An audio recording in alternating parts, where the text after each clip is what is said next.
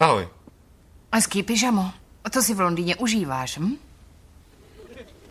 Víš, já jsem zrovna nečekal společnost po 9:45. Je tu Joey? Když jsem ho naposled viděl, vycházel ze dveří s družičkou a mísou jahod. Takže ještě si naštvaná, co ti ten chlap řekl? Ty bys nebyl? Víš, koukni, bylo to moc dojmů najednou a taky si víc pila a už se na to vykašli. Ano, vždyť si dnes byla ta nejkrásnější žena v místnosti. Vážně? Ale jdi, jsi ta nejkrásnější ve většině místností. A...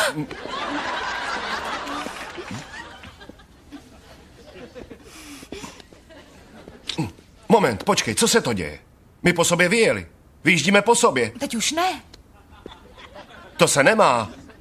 To já jen tak z legrace. Jsi opilá?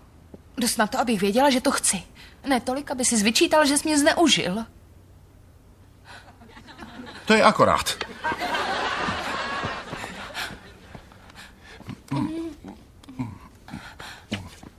Víš, co je divný? Co? Že mi to nepřijde divný. Já vím. Umíš překrásně líbat. Vždyť jsem políbil asi 4 ženský.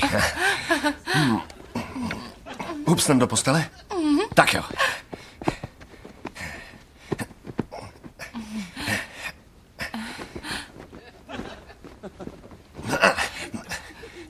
Páni, jdeš na to rychle.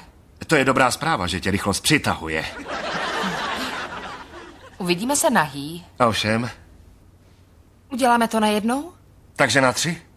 1, 2, 2, 3.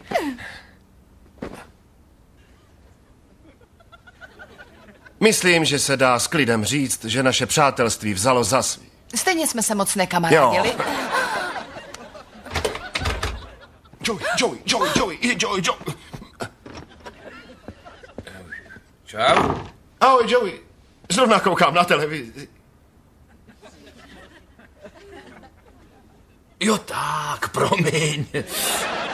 Ne. To nic, to je dobrý, to nic. Jsem tu jen naskok, mám tam tu družičku. Kde máš kondomy? Jsou tamhle v tašce. Aha. Hele, necháš mi tu jeden?